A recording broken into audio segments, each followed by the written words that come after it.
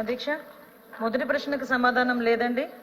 రాష్ట్రంలో పిల్లలు మరియు మహిళలపై దాడులు మరియు అత్యాచారాలు పెరుగుతున్నాయన్న విషయం వాస్తవం కాదు. వాస్తవానికి మొత్తం నేరాలు మునుపటి కాలంతో పోలిస్తే 7.2% తగ్గాయి అధ్యక్ష. మొత్తం 16,809 కేసులు నమోదు చేయబడింది మరియు వాస్తవాల ధృవీకరణకు లోబడి నిందితులపై తగిన చట్టపరమైన చర్యలు తీసుకోవడమైంది అధ్యక్ష. 2023 జూన్ నుండి 24 జనవరి వరకు 18,114 కేసులు నమోదైనాయి అధ్యక్ష. 2024 జూన్ నుండి 2025 జనవరి వరకు 16,809 నమోదైనాయి అధ్యక్ష. 2023, 24, 24-25లో వ్యత్యాస శాతం -7.2% అధ్యక్ష. కళ్యాణ్ గారు.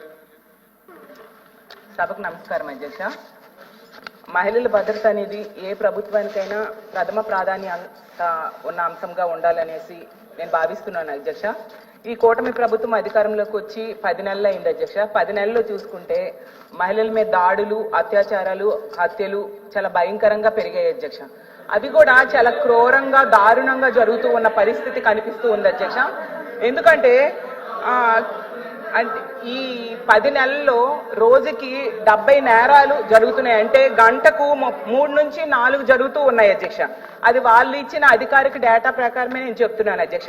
స్కూల్కి వెళ్ళే పిల్లలకి, కాలేజీకి వెళ్ళే పిల్లల మీద, అలాగే తీసుకుంటే ఇంట్లో ఉన్న వాళ్ళ మీద, ఉద్యోగాలకు వెళ్ళే వాళ్ళ మీద, ఈవెన్ ఆర్టీసీ బస్సుల్లో పనిచేసే కండక్టర్ల మీద కూడా లైంగిక దాడులు జరుగుతున్నాయి అధ్యక్ష.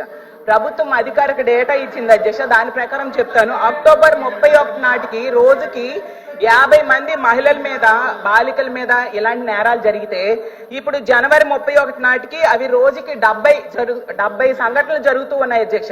అది ప్రభుత్వమే ఇచ్చింది అధ్యక్ష, నేను సొంతంగా చెప్పింది కాదు అధ్యక్ష. ఎందుకంటే జూన్ నుంచి 31 వరకు ఈ రాష్ట్రంలో మహిళల మీద, చిన్నారుల మీద జరిగిన నేరాలు మన గౌరవ మంత్రివర్యులు చెప్పారు 16,809 నేరాలు జరిగాయని. అంటే 240 రోజుల్లో 16,809 నేరాలంటే 70 మంది రోజుకి ఇలాంటి అఘాయిత్యాల బారిన పడుతూ ఉన్నారు అధ్యక్ష. గతంలో ఇదే సమావేశాల్లో గత సమావేశాల్లో 150 రోజుల్లో 7,393 నేరాలు మహిళలపై, చిన్నారులపై జరిగాయని చెప్పారు అధ్యక్ష.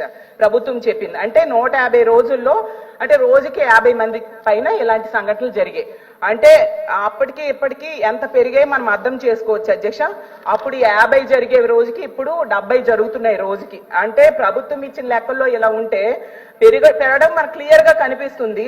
మరి మంత్రి గారు, గౌరవ మంత్రి గారు తగ్గాయని చెప్పడం ఎంతవరకు సమంజసమని అడుగుతున్నాను అధ్యక్ష.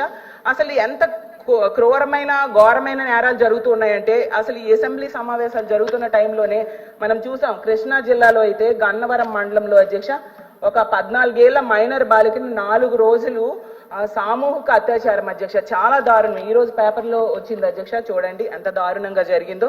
అలాగే ముచ్చుమరి సంఘటన మనం చూసాం. 9 ఏళ్ల మైనర్ బాలిక మీద ఎంత ఘోరంగా హత్య చేసి, మొక్కలు చేసి గీసేసారి మన అందరం చూసాం అధ్యక్ష. వీటన్నిటికీ మెయిన్ కారణం ఏంటంటే మద్యము, అలాగే గంజాయి, మత్తు పదార్థాలు అధ్యక్ష. వీటిని నివారించకపోతే అధ్యక్ష ఆడబిడ్డలు రోడ్డు మీద తిరిగే పరిస్థితి ఉండదు అధ్యక్ష.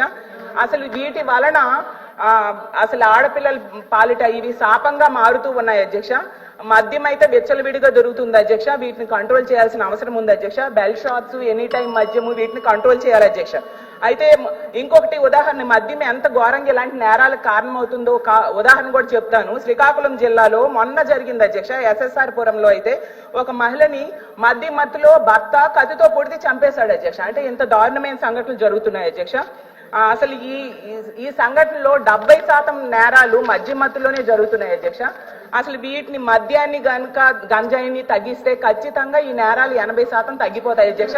ఇంకో విషయం ఏంటంటే ఇలాంటి నేరాలకి అధ్యక్ష రెండే సొల్యూషన్స్ అధ్యక్ష. కఠినమైన శిక్షలు ఉండాలి.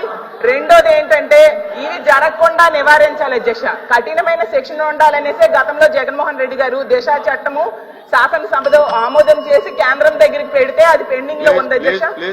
అధ్యక్ష నేను క్వశ్చన్ అడగలేదు అధ్యక్ష. ఇంకోటి ఏంటంటే నివారణకు కూడా దిశ యాప్ ని తీసుకొచ్చారు అధ్యక్ష.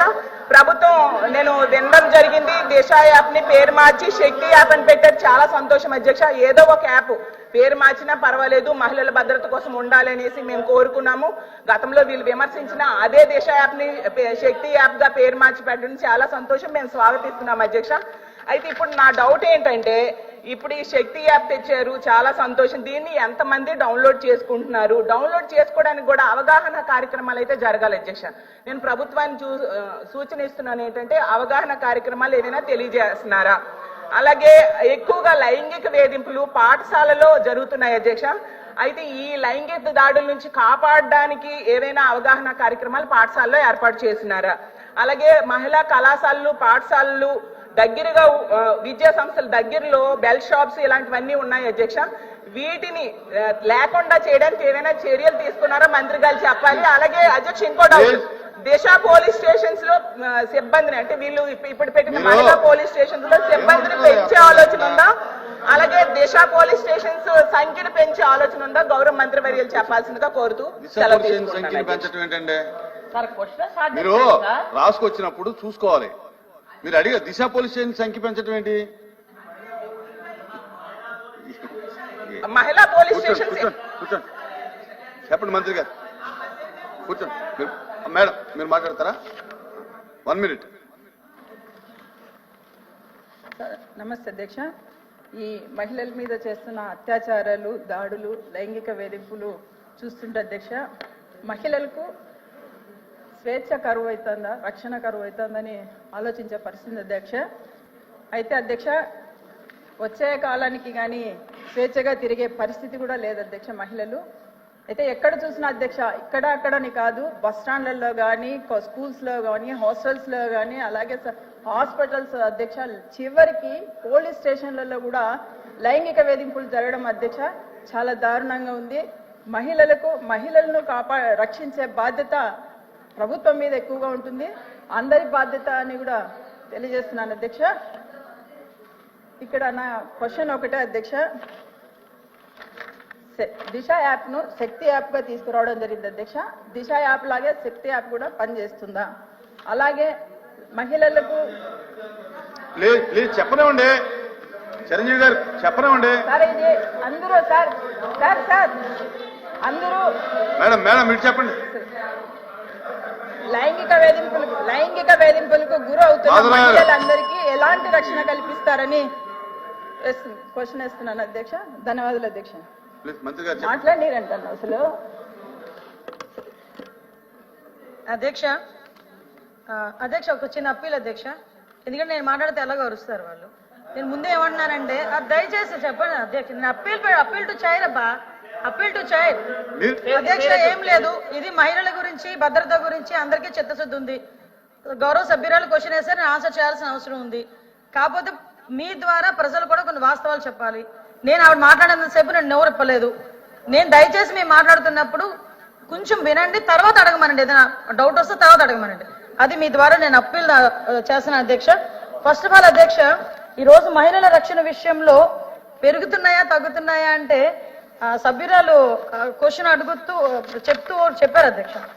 పెరగటం అంటే సంఖ్య నుంచి పెరగటం అధ్యక్ష. అంతే తప్పించి లాస్ట్ ప్రీవియస్ లో 18,000 సుమారుగా ఐ థింక్